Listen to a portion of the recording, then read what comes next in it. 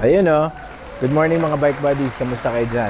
Papunta tayo ngayon sa electrified electric bikes and scooters kasama si Bike Buddy Andy of Bike Project Manila. Today is gonna be interesting. Let's go!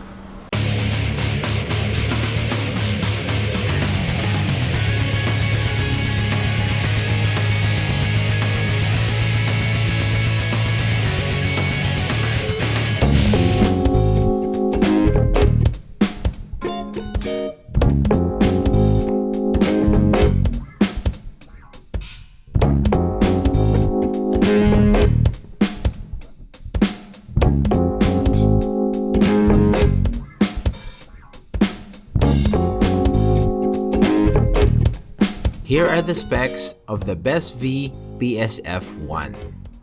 All alloy ang ating frame and fork.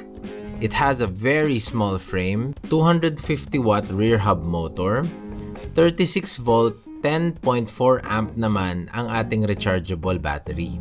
Yung battery din ito very unique, detachable na rechargeable battery na medyo triangular shape.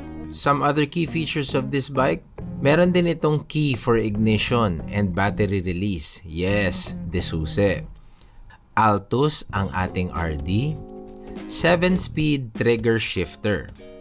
Meron itong rear suspension that gives you rigidity and comfort.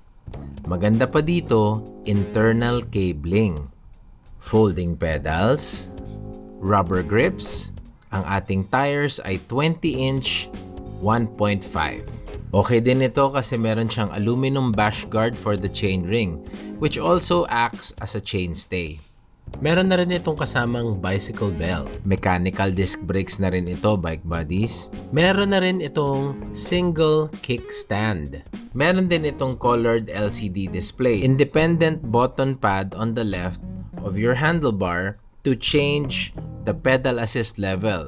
0, 1, 2, 3, and sport mode. Yung info button naman to change the details on the LCD screen. That features the bike's battery, distance traveled, odometer, and all the other good things that you would want.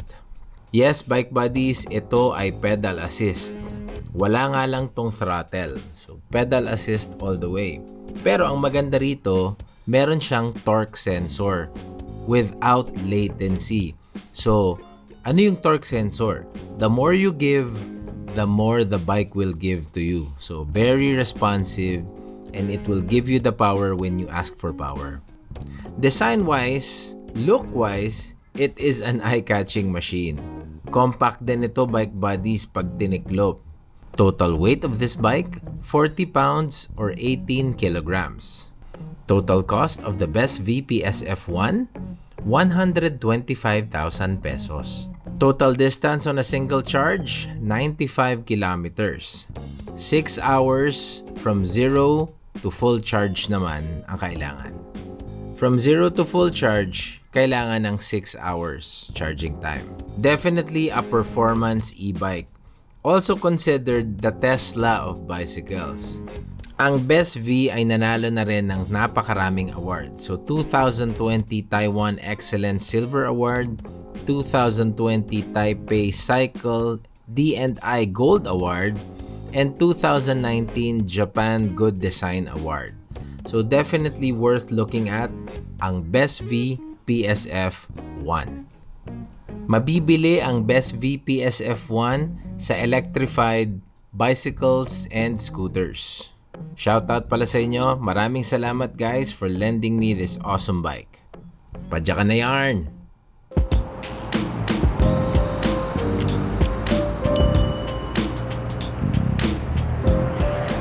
Alright. Now that we know the specs of the Besv PSF-1, what do I personally love about this bike? So hands down, bold statement, this has to be the most stylish, most unique, and beautiful looking bike that I have reviewed to date. So I have reviewed quite a few unique looking bikes, and this one takes the cake for sure. So on first impression, when you look at this thing, you are compelled to look at it for a long time. You're trying to figure out what bike is that? Because it's certainly not common, and the look of it, the ergonomics of it is quite unique. So the best way to describe it would be, it kind of looks like a professional compound bow. So the ones that they use in the Olympics, it's a bow and arrow. So this looks like a compound bow from its shape, no? Another way to describe this bike would probably be if Brompton and the Iruka had a baby, this would be it, the PSF-1. So now let's talk about some of the key features of this bike. It has 4 modes to help you out, pedal assist modes from 1 to 3, and a sport mode. I kind of like to leave it at sport mode because that will allow you to be more aggressive if you want to be aggressive, more chill if you want to be more chill. So it's that smart. No delays whatsoever, which is much appreciated. And yun, ang ganda. So this is like a perfect partner for the would-be rider. So the more you give, the more it gives. The more you want it to respond, it will respond. If you want it to be tame, it will be tame. So yun, very intuitive. The torque sensor does magical things. So now I'm on smallest cog, so let's give it a little push. Yan. It will give as much as you want. As long as you're giving, it will give back. So I've had the chance to ride this a few times, 3rd time today actually. So if you want to ride it up to 45 kilometers on flats, average, no problem. But that's with you pedaling too. There is no throttle, so it is just purely pedal assist.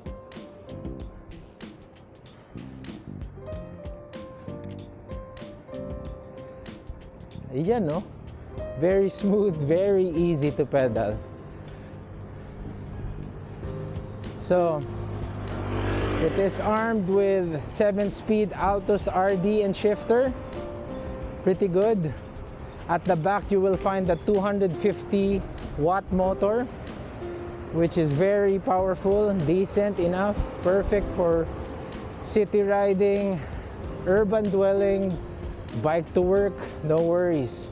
And I'm willing to bet all of my bikes that you can also do epic rides with this thing. The battery also is a sweet surprise.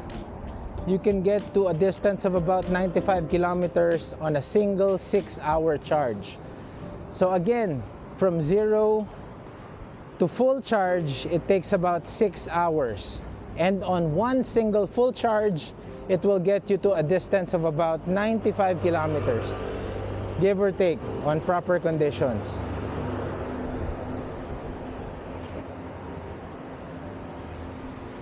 Next, mechanical disc brakes on this thing. Good, decent, enough braking power to stop you from would-be accidents and so on and so forth. Rubber grips, a little thin for my taste and for my big hands, but they're there. Folding pedals. The PSF-1 also boasts of a rear suspension, giving you a more comfortable ride. Not too bouncy. I'm fairly surprised that you don't bubble up and down as much. It's quite rigid, even with the suspension at the back. So apart from the 250 watt motor at the back, this is also supported by a 36 volt battery that is small, compact, and kind of reminds you of Iron Man for some reason. Well, just me. So it's pretty compact. It's not the bulky square that you usually associate e-bikes with. It's more of a triangular, sexy shape that delivers enough power to get you going. So I'm along Julio Vargas. Usually at this point, I would be panting, but no. Biggest cog, chill. Ang saya. Sports mode for the win.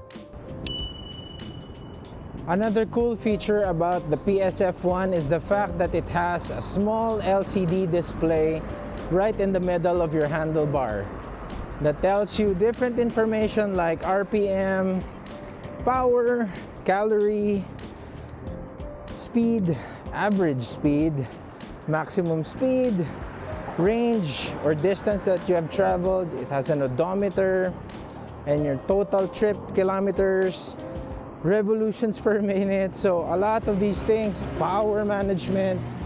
So not only is it intuitive, it gives you all the information that you need while you're traveling. So you are worry-free, you are kept safe, na you are managing your power and your battery life. That way, you don't make the mistake of riding and your battery dying. So that's an awesome feature. Alright, so final thoughts about the Besv PSF-1.